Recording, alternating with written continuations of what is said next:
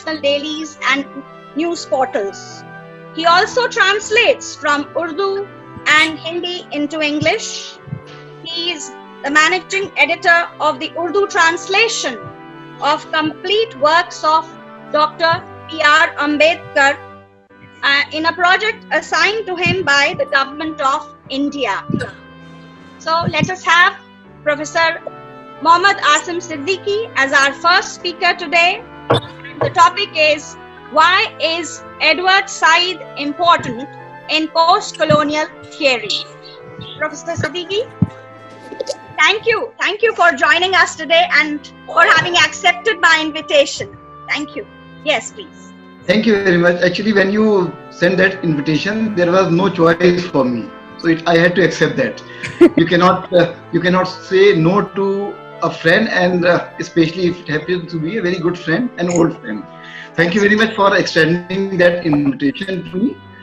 And also, I must thank you for introducing a very important subject to your students and research scholars. And of course, it also gives me an opportunity to interact with the colleagues, research scholars, and other colleagues from different departments. You rightly talked about this topic, and you mentioned one important word, subject positions. And here I would be talking about one major figure in post-colonial theory and literature. And this major figure is Edward Said. If you see the title of this talk, why is Edward Said important in post-colonial literature and theory? And if you see these key terms, so maybe we can just crash these key terms first. Post-colonial is a key term here. Post-colonial theory and post-colonial literature, both are important. As I said, that post-colonial is a key term here because post-colonial theory is a vast subject and it covers different positions, it covers different theories, and similarly post-colonial literature also basically covers literature from number of countries which have a history of colonialism. Very important here because it was his work, Orientalism, which first of all paved the way for post-colonial theory and post-colonial criticism. Here it is not suggested that there was no other writer writing before Edward Said's Orientalism, but it was Edward Said's work, Orientalism, which made this particular topic relevant, important, current, and popular. Obviously, there was a lot of work here also. There was some work in the Arab world also, but Said's Orientalism basically started whole area of study. It introduced a whole area of study. It refined certain categories. Linguistic department. But before we talk about his works, let us just pause and think about Edward Said himself. What was his subject position? What was his personality like? Where was he coming? Okay, so I begin again. We are talking about Edward Said, and we mentioned this important fact that his book Orientalism was a landmark in the history of post-colonial literature, in the history of post-colonial criticism, because it was with this work that whole area of investigation started.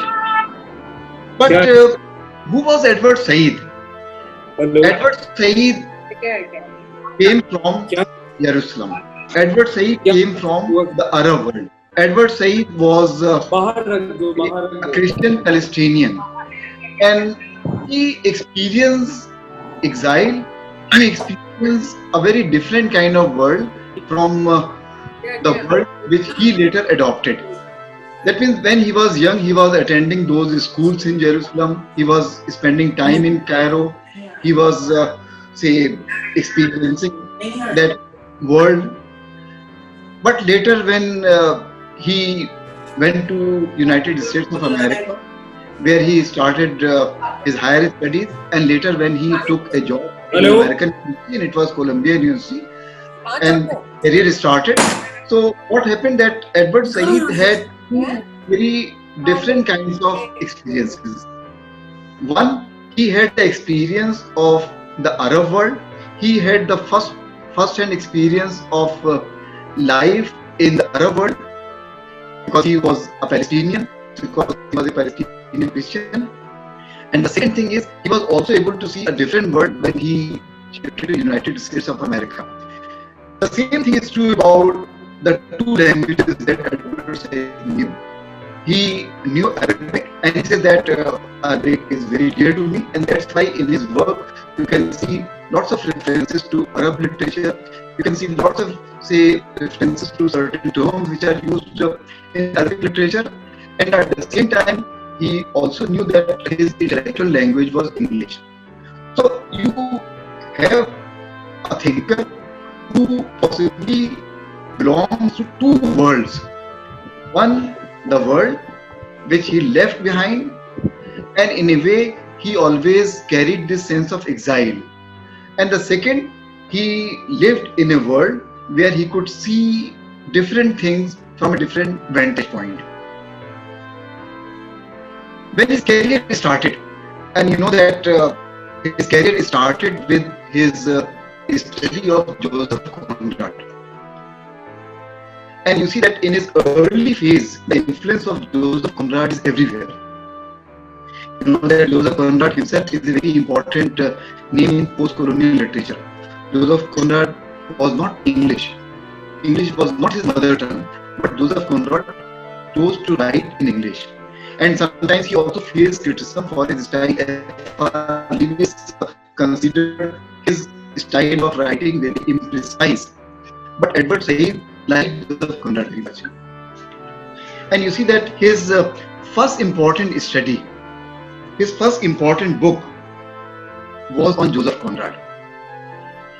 And it is interesting to note that this study of Joseph Conrad is done in a manner which was followed by Geneva School of Criticism. It also gives you an idea about the life of an important critic, that how an important critic in different phases of his life can possibly use different critical approaches. And here Edward Said's case is instructive, because when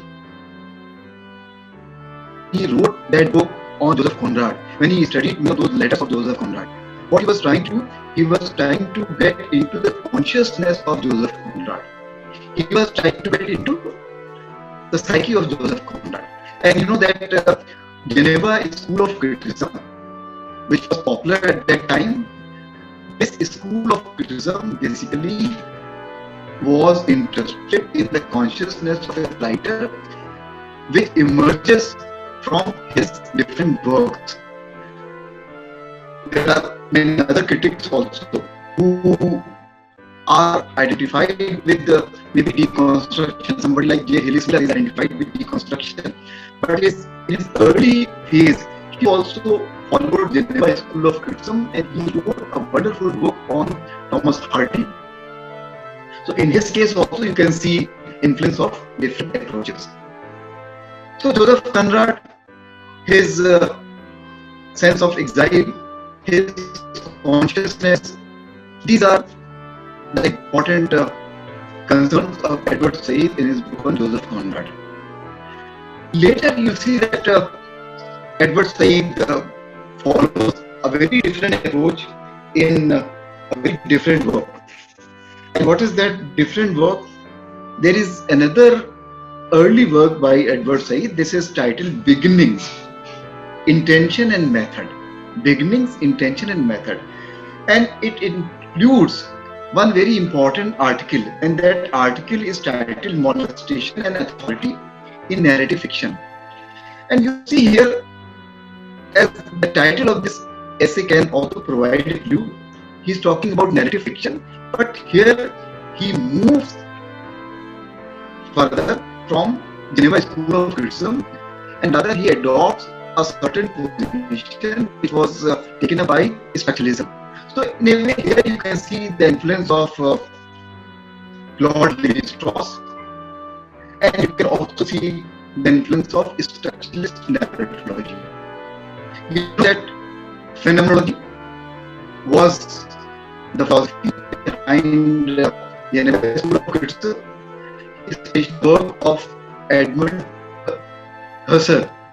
And in the case of structuralism, it was Claude Lévi-Strauss. So in a way, structuralism is a kind of reverse image of phenomenology. But Edward Said uses some insight from structuralism in this important work, Molestation and Authority in Narrative Fiction.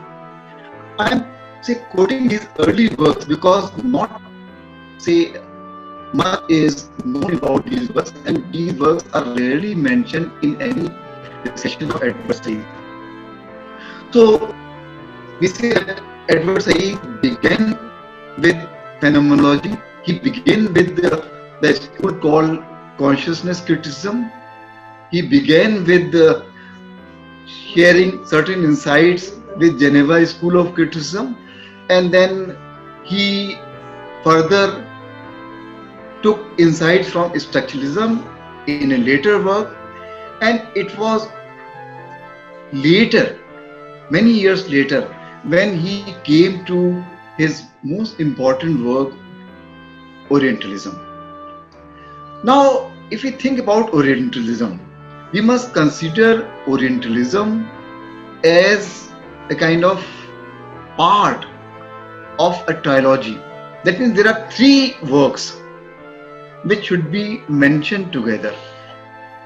It is not only Orientalism, but there are two other works also which should be mentioned. And which are those three works? One important work is Orientalism, obviously, that is published in 1978. Then there is another important work which was published in 1979. This work was titled The Question of Palestine. And the third work which Edward Said started writing in 1979 itself, it was titled Covering Islam.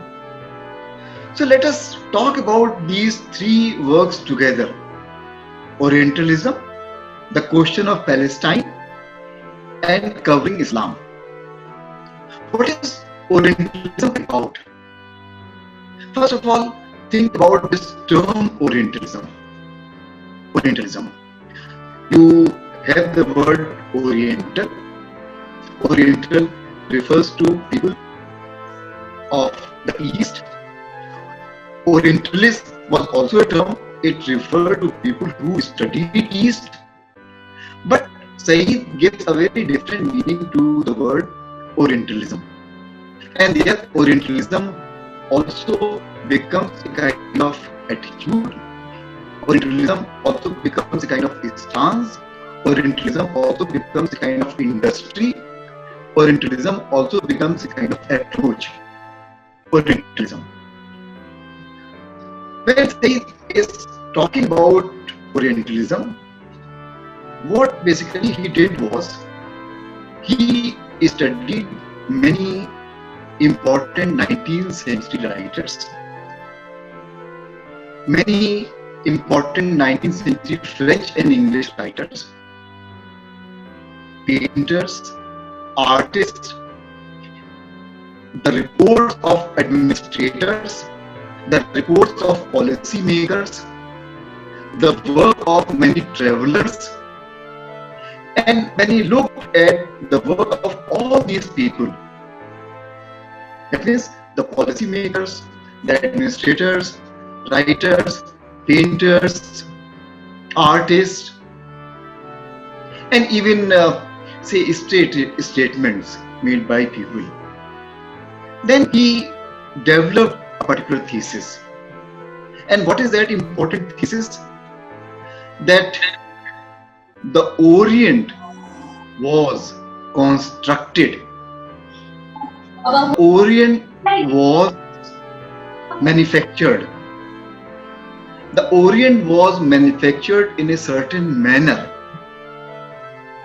The Orient was manufactured in a certain image.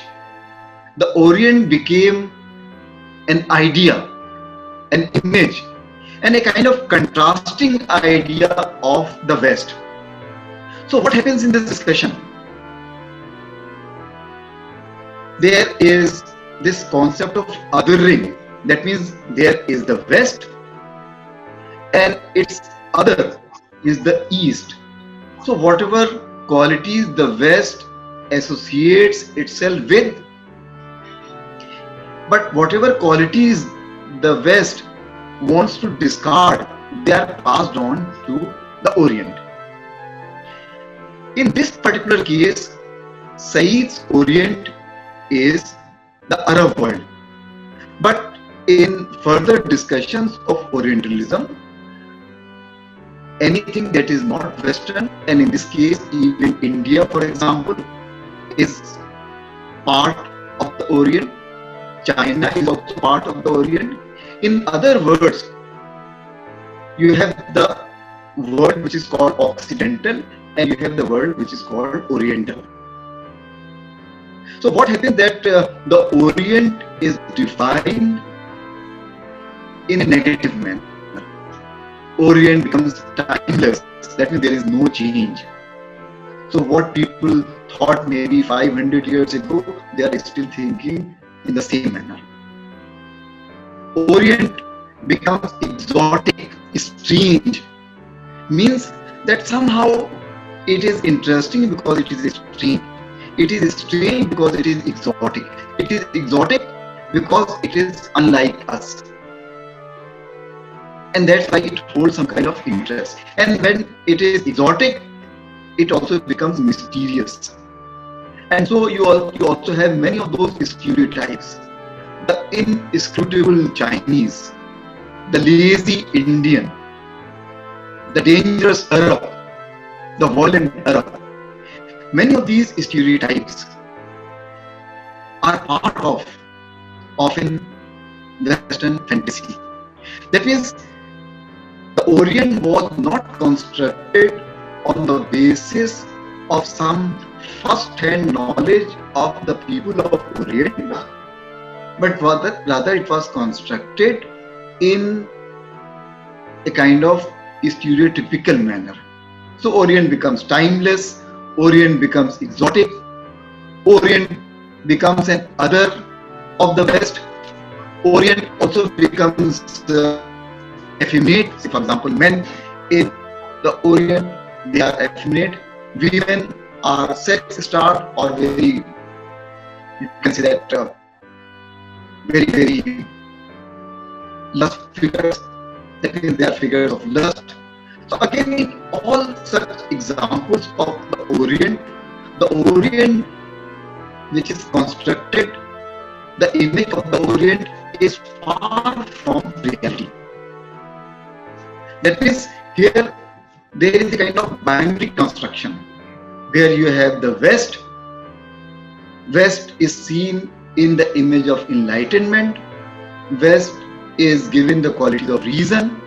West is given the qualities of knowledge.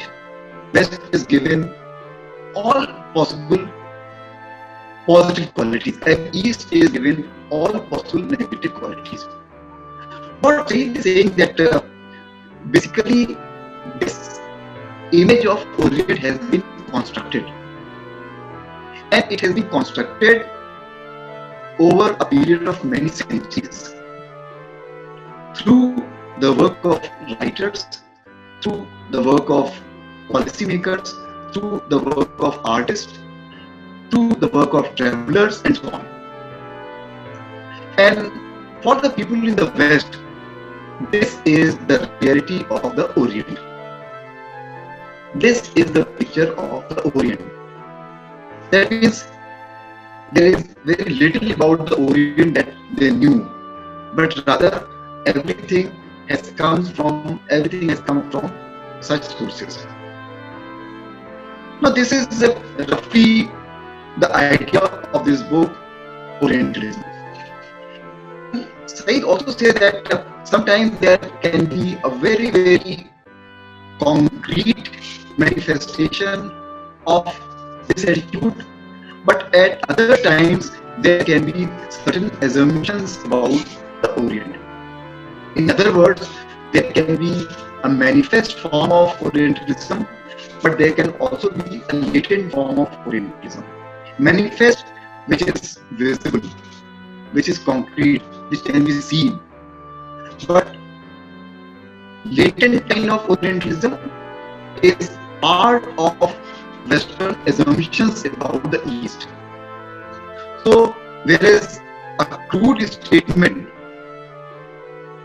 and a very sophisticated work may not appear to share anything, but they do share certain things. A very important work may have the form of latent Orientalism, whereas a crude statement about the East can show Orientalism in a manifest manner. When this study appeared, it was a kind of earthquake in the academic world. And it is interesting to know that when Said first wrote this book, publishers were not ready to publish this. So it was some difficulty that Said found a publisher. But when this book appeared, it hit the academy like anything. And what one can say about this work is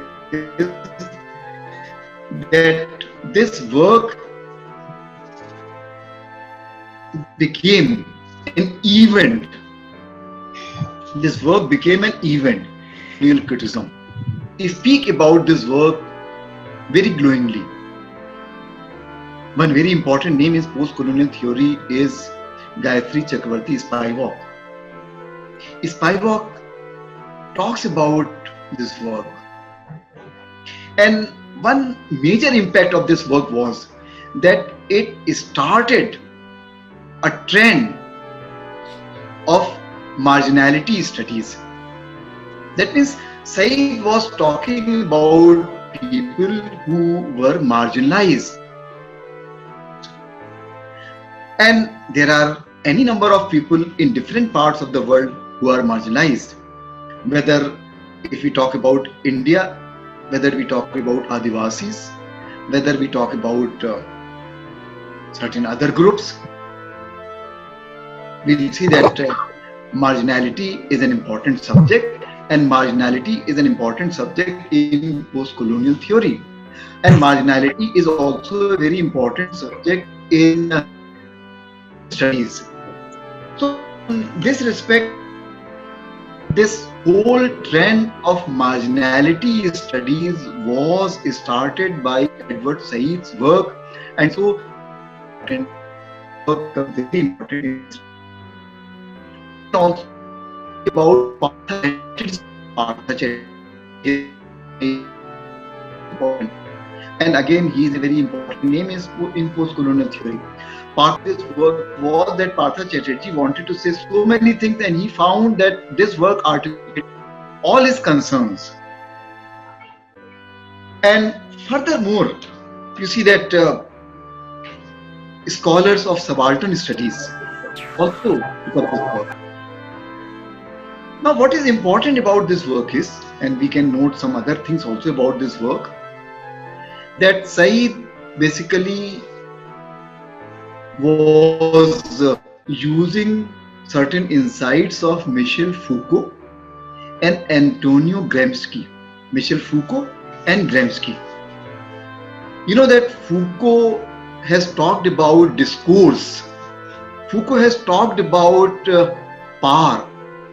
And his work on power is extremely important because he talks about power as being a kind of invisible force. And he also does not accept the view of power where power comes from above, but rather in his view, power comes from everywhere. And power is there in all relationships, in all interactions. And power also is exercised through discourse. So this particular concept of discourse of Foucault is taken up by Edward Said. So Orientalism is not simply an industry, it also becomes a kind of discourse. If you want to rule some people, the best way to rule those people is by manufacturing their consent. Gramsci has this idea where one talks about manufacturing consent. So if people themselves consider themselves inferior, and if they consider their white master superior, this idea can be applied by force, but it will become very effective if natives themselves accept their inferiority, and then the work of the masters becomes easy.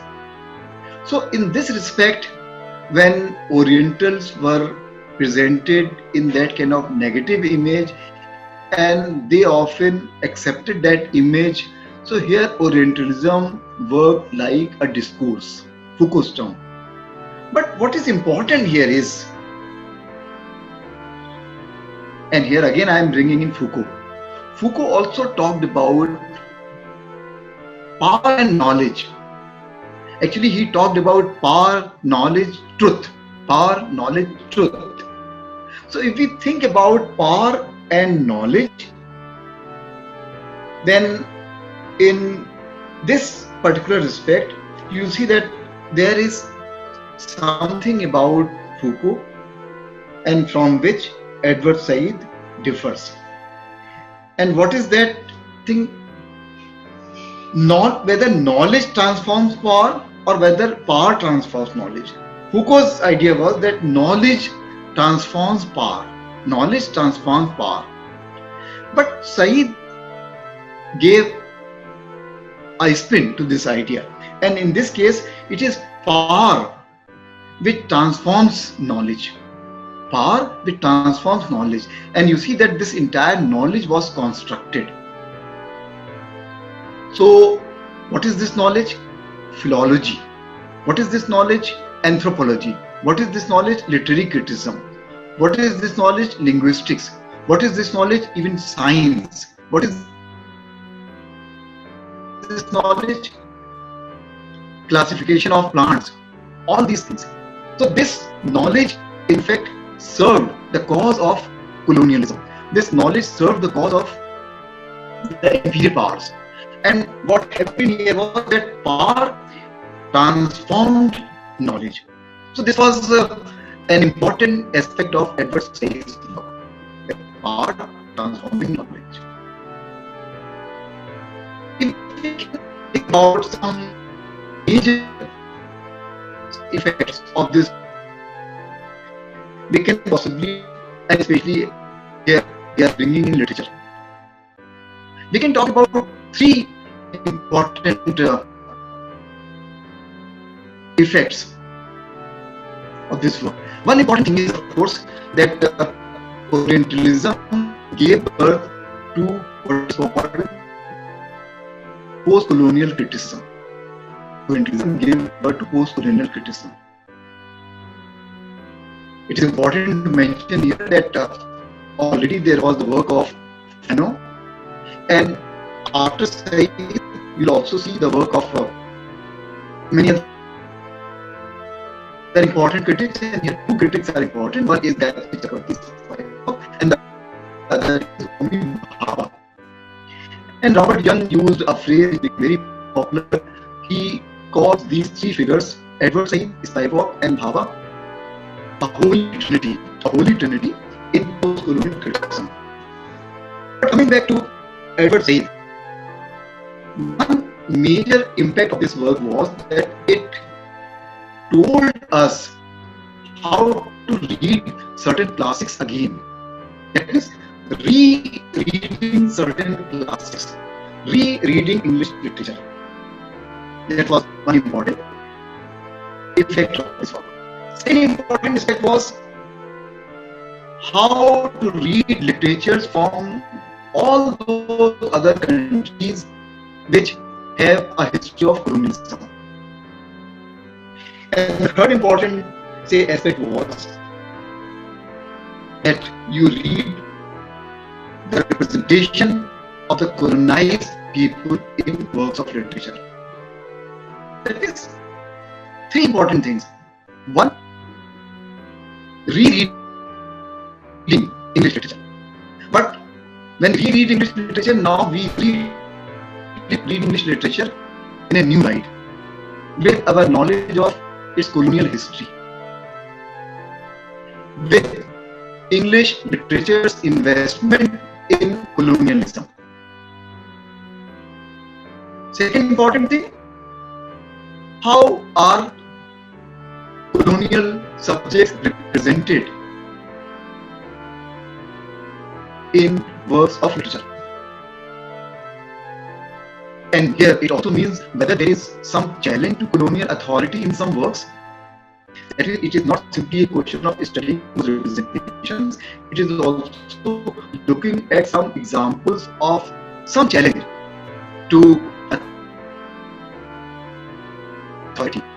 And the third important hypothesis, Said was talking about Arab world, but basically his insights could be relevant to all those countries which have a history of colonialism. That means it is not simply literature which is coming from Middle East, but also literature coming from Australia, literature coming from India, literature coming from Sri Lanka, literature coming from Afghanistan. That means all these, say, literature coming from all these countries becomes important. And of course, there is one major work also, Empire Writes Back, which is an important work in post-colonial theory, and it does take note of literature produced in different countries, all those countries which have a history of colonialism. So let us talk about the first important aspect, rereading English literature. And you see that Said himself showed how one can reread English literature. A great work by Edward Said, and that work is titled Culture and Imperialism. And that work also offers a reading of Jane Austen's novel Mansfield Park. Now, when this work Culture and Imperialism appeared, everyone talked about this essay of Said, this study of Jane Austen. There are lots of things in Culture and Imperialism, but somehow this portion of the work became much more popular, where Said offered a reading of Jane Austen's novel Mansfield Park. Why was it important? Because I go back to my student days when I was studying English literature. We always considered Jane Austen as a kind of novelist who is interested in love, who is interested in home, who is interested in romance, and who is not interested in any politics. It is simply the family politics that she is interested in. That was my view, and that was the view generally about Jane Austen, that Jane Austen is a novelist about love, romance, and marriage. And still in many of those undergraduate examinations, you can find questions on this aspect of Jane Austen's art. Discuss Jane Austen as a novelist of marriage, or how does Jane Austen treat the subject of marriage and romance. These are standard questions. But Said made Jane Austen a political novelist, not in a conscious manner. But what he's saying is that if you look at that work Mansfield Park, then also look at the geographical map of that work. Okay, Mansfield Park is a lovely place, it's a quiet place, and the main character there is not the male actor, of course. The figure, the patriarch in that family, he is living in Antigua. He is living in Antigua. And during his absence, there is some disturbance also in Mansfield Park. And when he comes back, he sets everything right. And he is in Antigua to attend to some important business because there is some disturbance there. Now, Said is looking at the geography very carefully. Antigua, and there is Antigua, and you know that Antigua is in the Caribbean islands. And those of you who have followed West Indian cricket, you know that Antigua is the place which produced Sir Vivian Richards. It produced Richie Richardson. It produced Andy Roberts. Great place. But Antigua also has a history of colonialism. And Antigua was a British colony. And whenever Britain had a colony, it was also able to squeeze all possible wealth from that colony and bring that wealth into the mother country. Drain of wealth. So in a way, what Edward Said is saying, that if you see Mansfield Park enjoying some privileges, enjoying those quiet pleasures, then this is possible because of England's investment in its colonies. It is possible because the main character is there in Antigua. So in a way, the colony is financing the happiness of Mansfield Park. And so Jane Austen is hardly apolitical, not in a conscious manner, but you cannot separate even the quiet world of marriage in Jane Austen from the politics of colonialism. And when you look at many other works also, and you look at those works in the context of their times when they were produced, and what was the times, the colonial period of colonialism, you can see those works' investment in colonialism. So this was a very important insight about Mansfield Park. And then at another level also, you see the main character, the main character who is very powerful, but there is some kind of resistance also maybe to his authority in Antigua, and so he has gone to set things right. But when he comes back, he has that experience of setting things right, and he sets everything right in Mansfield Park also. Again, you can see a kind of colonial pattern repeated at home. So this was important about this work, Culture and Imperialism, and Said himself showed how we can reread English literature. And you see that this rereading of English literature means that many of the classics which were written in 19th century or earlier, now they are being reread. Recently, I was reading Somerset Maugham's novel, The Razor's Edge, and obviously this novel was written at the peak of colonialism. So I can possibly very easily see many of those insights which I was able to gather from Edward Said and which I was able to put good use. I was also thinking about another, say, novel by Somerset Maugham, Up at the Villa. Again, there are very, very, say, casual references to the geography of the place. But those casual references become important if we read that novel in the light of colonialism. So, Edward Said taught us how to read classics differently from the perspective of colonialism, from the perspective of their investment in colonialism. And the second important aspect was representations. That means it is an easy task. You look at different works and you see how characters are represented. So for example, Passage to India, how Dr. Aziz is represented. Or if you look at Graham Greene's novels, how certain Arab characters are represented. Or if you look at certain other works in 19th century, how certain characters are represented. But there is also that other aspect of representation. Is there any challenge to the imperial authority? Is there any challenge to the colonial authority? That means post-colonial criticism is also very alert to see that challenge. And here I can introduce maybe another term which Said made popular, which Said's work made popular. And what is that term? That term is contrapuntal. Contrapuntal comes from the word counterpoint. This is This is a word which is used by Edward Said in Culture and Imperialism, where he talks about contrapuntal reading. And contrapuntal reading is aware to the colonial processes, but at the same time, it is also aware of some examples of resistance to colonial authority. That means you can offer a contrapuntal reading of many works. And for students, I would like to say quote an interesting example. If you have seen the movie Lagan,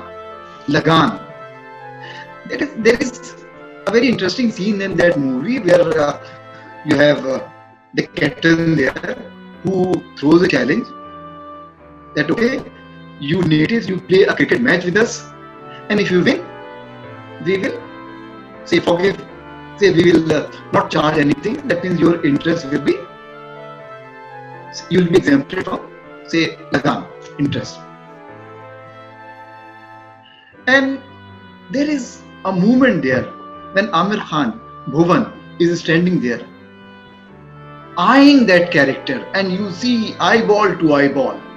And there is a very, very, say, significant silence, significant gap, significant delay in his response. And then he says, Sarat Manjoor hai. Sarat Manjoor hai. If you look at this brief movement in this film, you can say that, okay, this is a movement of resistance against the colonial authority. This is the kind of contrapuntal reading where you can see examples of resistance to colonial authority, right? And it is not necessary that we look at works which are produced after the phase of colonialism. We can also look at some works which were written during the period of colonialism, but which can possibly throw examples of this kind of resistance. And this becomes a very important concern of many post-colonial critics, that they try to look at those examples. So culture and imperialism I actually brought in here because it in a way extends Edward Said's work which is there in Orientalism. But you know that we were talking about Orientalism, and we were talking about Orientalism as a kind of trilogy where it has to be seen together with two other important works, and one important work was The Question of Palestine, and that another work was, say, Covering Islam. And this work becomes, Palestine becomes important for Edward Said because Edward Said was always a very vocal critic of Zionism. Edward Said was a very vocal critic of the dispossession which Palestinians faced. He himself faced exile. And when he talks about himself, he says that 1967 defined him in a way. You see that sometimes a particular year can define the work of a novelist. A particular year. You can think about lots of writers where a particular year may define them. And I'm just thinking, say, quickly about some writers. What happened in 1967? Israel fought a war against Syria, Jordan and Egypt, against the combined forces of Syria, Jordan and Egypt. Israel defeated the combined force of these countries and Israel took possession of many of those areas which were earlier in the possession of Egypt, Syria and Jordan. And what happened as a result was this possession of land of millions of people. And so millions of people went into exile. Millions of people had to leave their country. Millions of people suddenly became stateless. This was, and the place Edward Said came from, that was also lost for him. So he says that he, in a way, was a changed person after 1967, and his work became more and more political. And he continued writing about literature, he continued reading literature, he continued teaching literature. But at the same time, he also followed his interest in politics. He followed his interest in the cause of Palestine. And he was a very vocal critic of Zionism. He was a very vocal spokesman for the cause of Palestine. Even in this work, there is a very interesting insight which comes from Edward Said. And what is that insight? He has an essay which is titled Zionism from the standpoint of its victims.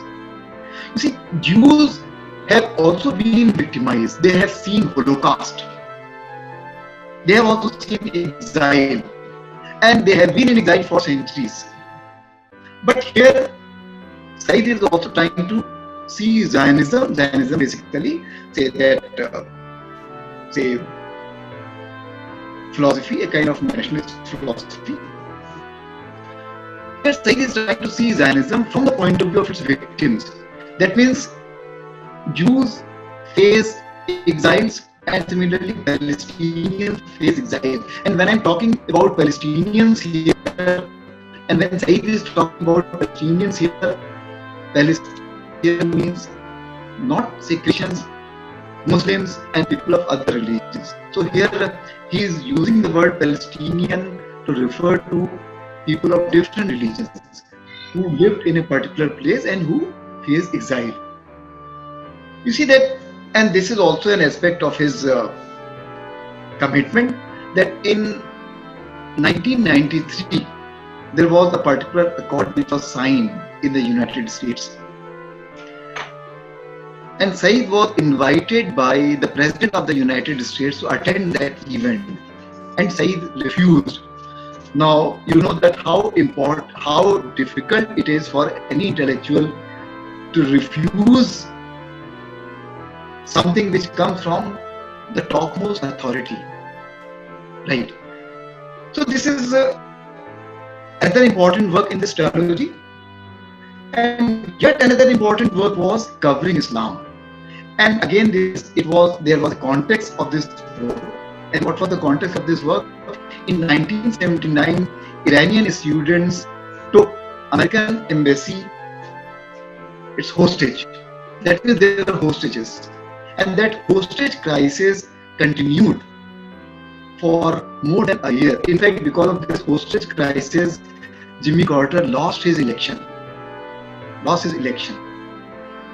And at that time, when Said followed the Western media, he saw a very, very, powerful kind of image of Islam, and especially he see the element of Islamophobia. That means, and there is one major article in this book. That article is titled Islam as News. So that is, Said was talking about media images. Said was talking about stereotypes. Said was talking about some stock images which were, made by media. And if you see the work of Edward Said, then this work still has that kind of relevance, because today we are living much more in a media-created world, where it is not simply the print media, not simply the electronic media, but also social media, which construct our reality. And of course, you can also bring in Cambridge Analytica, and how Trump's election also came under certain. Now that means these three works become important when we talk about Edward Said's Orientalism. And when we move ahead from this work, we see another very important work, and that important work in fact came out in 1983, and that important work is titled The World, the Text, the Critic. The World, the Text, the Critic. The year is important. This work came out in 1983. And this was also the time when deconstruction had made its impact on the literary scene in the United States and of course in the English speaking world. Now Said takes issue with one very important critic, and that important critic is Paul D. Mann. Paul D. Mann talks about language, and he also talks about the impossibility of communication.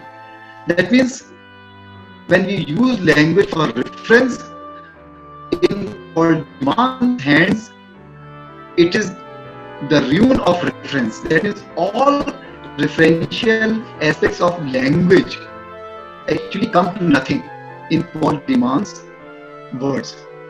That means what he is trying to say, that language is a very slippery medium, that language does not refer to anything, that language basically is always metaphorical in nature, that there is nothing called literal in language, that one cannot ever say anything through language. This is ruin of all communication. And it is also that deconstruction, or especially the kind of deconstruction which is represented by Paul D. Mann, it focuses too much on the word, W-O-R-D. Said takes an issue with Paul D. Mann. And what he rather looks at, he looks at the world, not word, world. So if you see the key word in this work, the word, the text, the critic. That is, it is world which is important. And from here you can see two parallel movements in criticism. One movement is started by Paul D. Mann, where word is important, and the other movement where world is important. And here there are two other terms which are important in this work.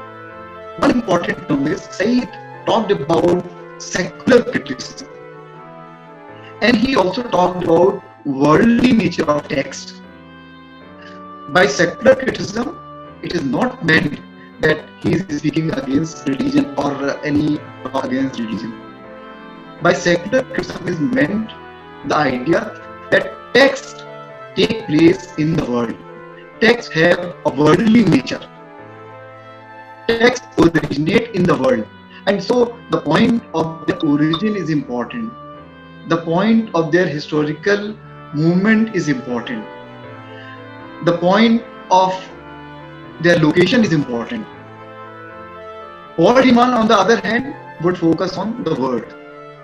And in this work, there is a beautiful essay, and that essay, rather, there are two essays which I would especially like you to take note of. One is the essay titled Secular Criticism, and the other essay is titled Traveling Theory.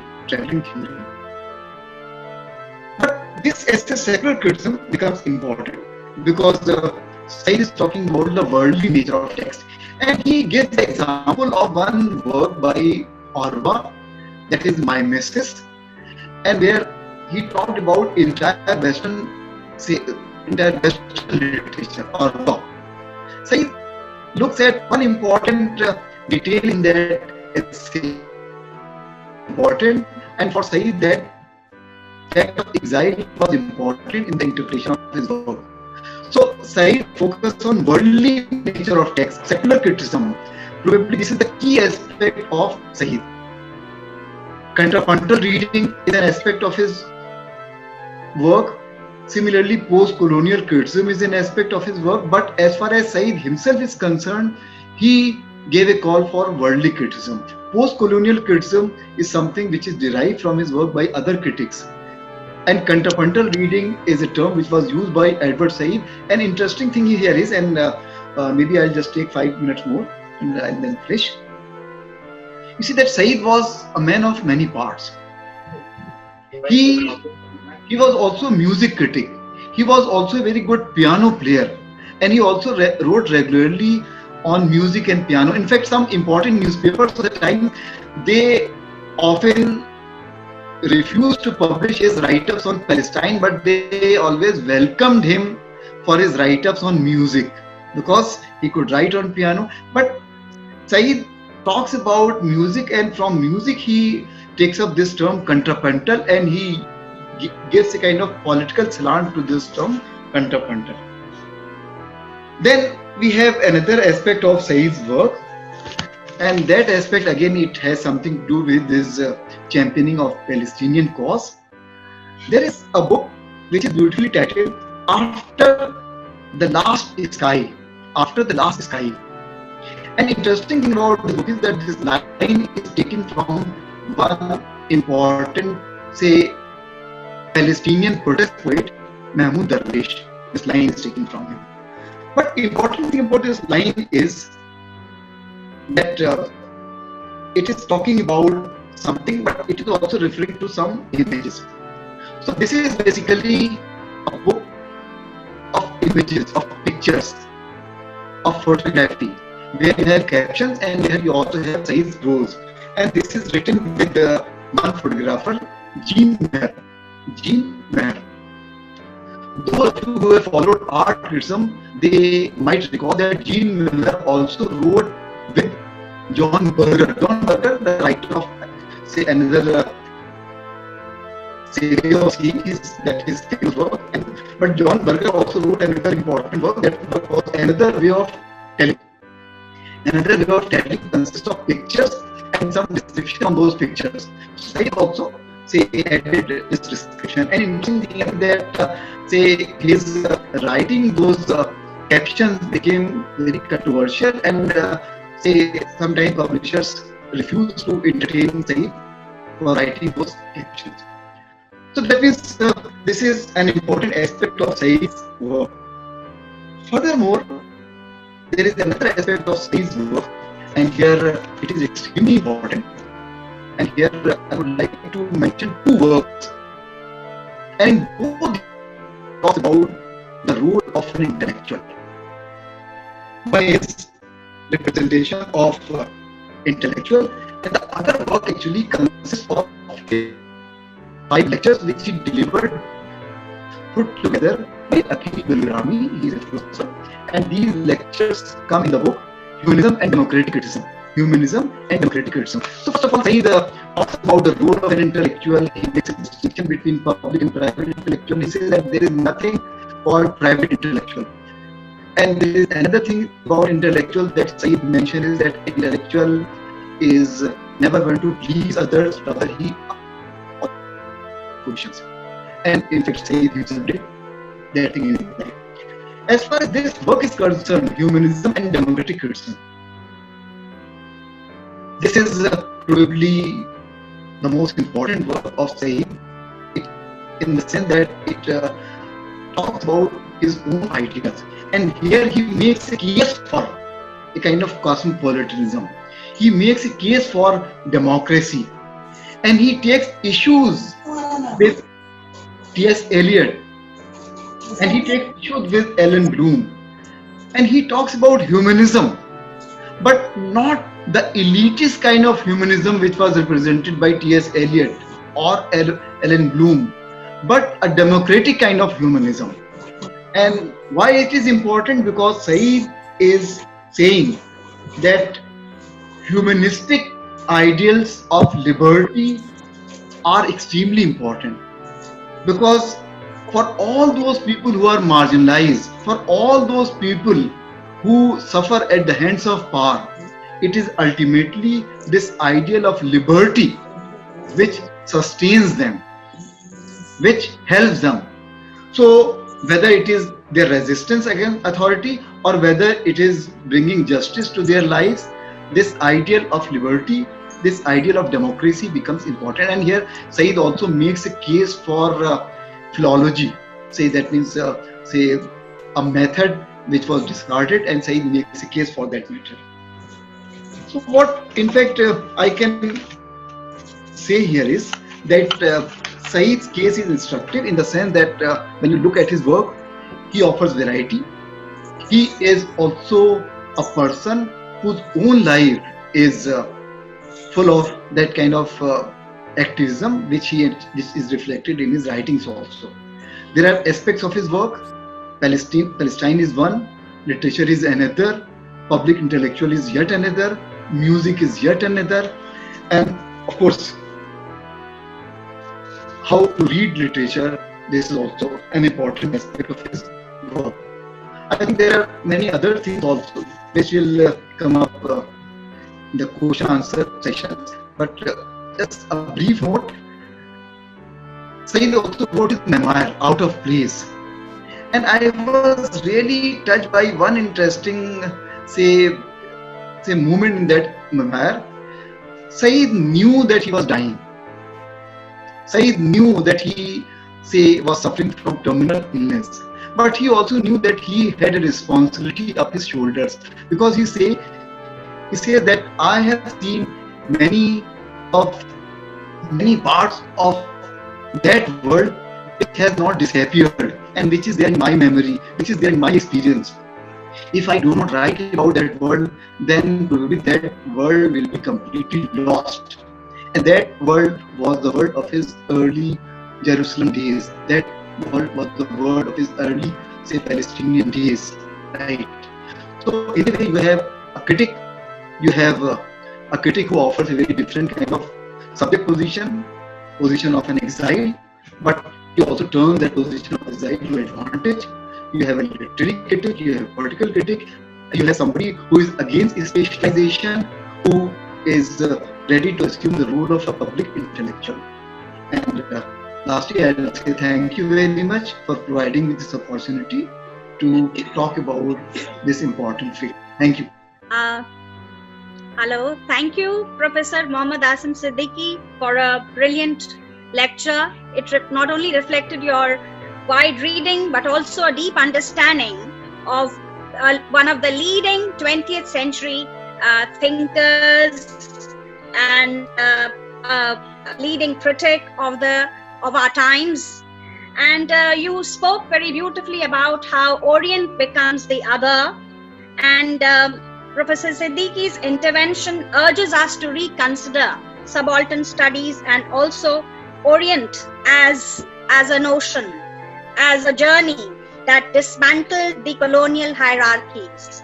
And very beautifully you put how the claims of conflicting claims of Foucault and Said, where Foucault stood for knowledge transforms power, and how Said looks at it as power transforms knowledge. These conflicting claims have been taken up very beautifully in us. And an important aspect that you brought out is how Said taught us to reread literature, reread it with a critical eye, directing our attention to those who had been abused and marginalized in the course of history.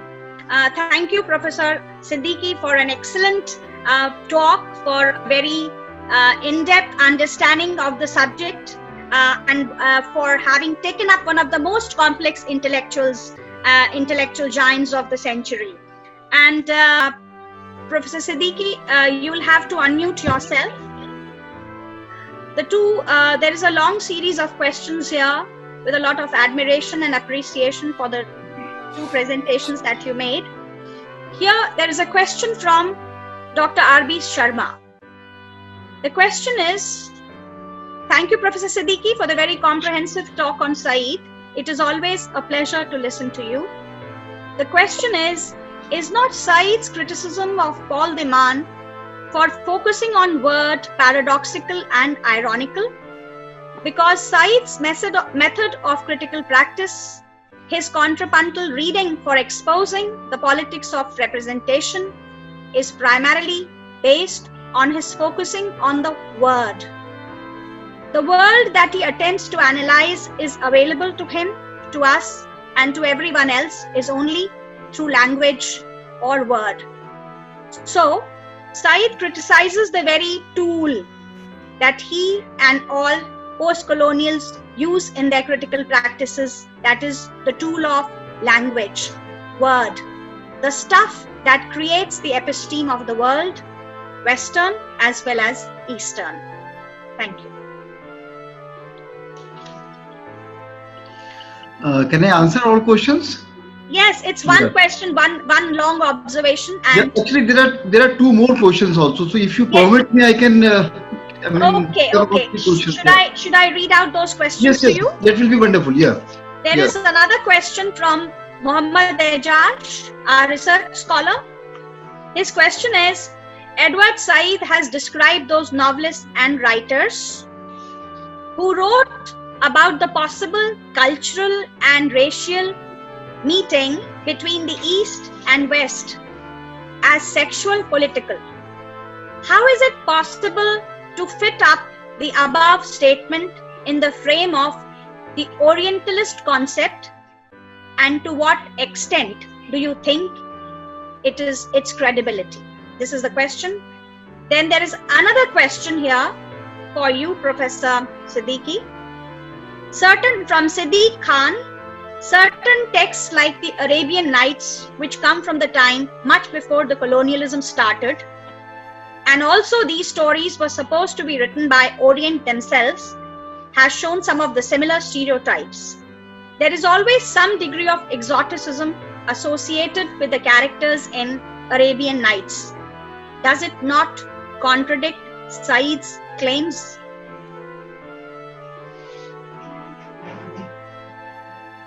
Yes, please. Professor Siddiqui? Okay. Yeah, thank you very much. Actually, I was not able to follow Ijaz's question because at that time there was some internet issue. So I'll try Yeah. to I try to answer these two questions. One is about Paul Deman and say this say binary of word and world, and the second question about Arabian Nights. Okay. You see, Paul Deman takes an extreme position. If you think about deconstructive school of criticism, then there is that extreme position. And I am also reminded of certain beautiful expressions which were used by Terry Eagleton in his criticism of deconstruction. What are those expressions? Say, criticism in the hands of Paul Deman, especially when it focuses too much on word, when it focuses too much on the slippery medium of language, there it becomes a kind of symmetry of communication. It becomes a ruin of all reference. That means it is impossible to say absolutely anything when Terry Eagleton uses those very strong words, symmetry of all communication, ruin of all reference. Now, Said, of course, Said is also talking about novels, plays, other things which are made of words. But Said is talking about world also. That means for him it is not end of all communication, but rather world. And here you can see that all those works presenting a kind of discourse. So it is not actually a kind of different position. It is not that Said is taking the same position. Said's position is very different. He is not say word obsessed, rather he is thinking about the world. Paul Deman actually is saying that you cannot say anything, because if you say anything it can be interpreted in different ways, and ultimately nobody is saying anything. And again I am using an image from Terry Eagleton's criticism of deconstruction. Say it is like a bar room bore who has nothing except talk about his own failures. Somebody is sitting, somebody is talking about his own failures, and ultimately nothing is happening, nothing is being said, nothing is being communicated. That means that focus on word. And if you see deconstructive criticism, say some essays by Hillis Miller or by Paul Deman, you will see that say that method works by picking up some words and then possibly going into the roots of those words, then possibly looking at different meanings of those words, then possibly looking at different uses of that words in other languages, and ultimately say the critic is saying that nothing is communicated. But why is that method important? The method is important because it helps you retrace some steps. It is like, since if I can give example from one important building in Lucknow you have Bhul Bhulaiya. So if somebody enters Bhul Bhulaiya with a thread around him and then ultimately comes back with that thread, so deconstructive activity also becomes very much like this, that okay, you are retracing those steps, but ultimately nothing is happening. But Said's say position is very different. That means this discourse is set up, this discourse is used against the people, this discourse is used to make policy decisions and so on. So his focus is very much on the world. The second question was about Arabian Nights, and it's a very good question. And here there are two aspects of this question. One, Arabian Nights follows a particular kind of genre, a particular kind of say genre, which you will call fantasy literature or whatever. But to everyone's surprise, and this is true, that for lots of Western people, say in the West, Arabian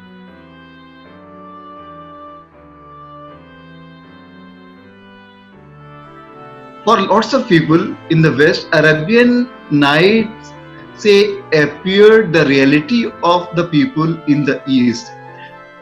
So whereas something is written in a fantasy mode, something is your fantasy, the people, many people say confuse that picture with reality.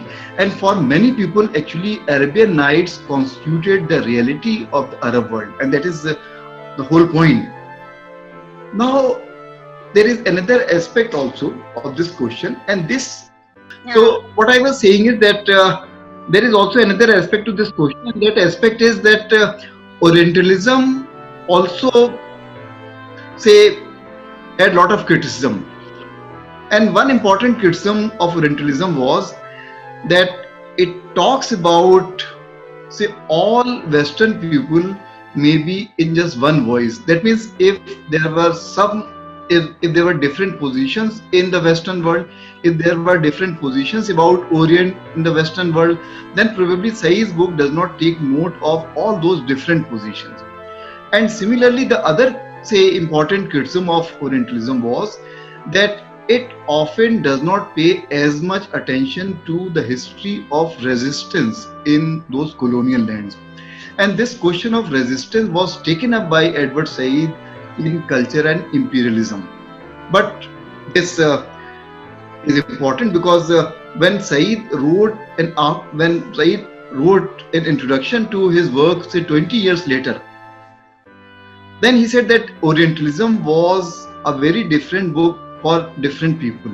Say in some circles it was considered a kind of defense of Islam. In some circles it was considered as championing the cause of the marginalized people, and so it became a very different book in different countries, especially for people who felt marginalized, and hence its scope also grew. So that's why we say that any text also has a kind of afterlife, and so today this text has a very different kind of life. There was another question which Ijaz asked. I was not able to follow that question. If you can repeat that question quickly. His question is, Edward Said has described those novelists and writers who wrote about the possible cultural and racial meeting between the East-West as sexual political. How is it possible to fit the above statement in the frame of Orientalist concept, and to what do you think is it credible? To what extent do you think it's credible? Do you think of its credibility? I'm afraid I'm not able. I'm afraid I'm not able to follow this question properly. But there was another. Yes, but there was another question also which I can probably take. And that question was something about say secular criticism. And here I'll say that Said was a humanist, and he made a very strong defense of humanism, and that's why his lectures delivered a year before his death, when he talks about humanism and democratic criticism. Humanism and democratic criticism, because he was concerned with the marginalized people everywhere, and for that reason, say humanism, or for that matter, this concept of justice, they were important, and he was making a case of he was making case for humanism. In fact, he took issue with Michel Foucault there also, because say Michel Foucault does not focus as much on humanism. So Said was making case for humanism, because for him his criticism was not simply confined to books, but rather it was also an article of faith, something which was kind of lived experience. Okay. Does that answer your question, Vishakha? I hope it does. Thank you, Professor Siddiqui. I wish we were meeting in an actual room. Yes, I know. Yeah, maybe some other time. Yes. This is just a beginning, and hopefully we will be meeting more often. And this time it will be face to face, because that connect is very important, and we are missing it. Now, thank you, Professor Siddiqui.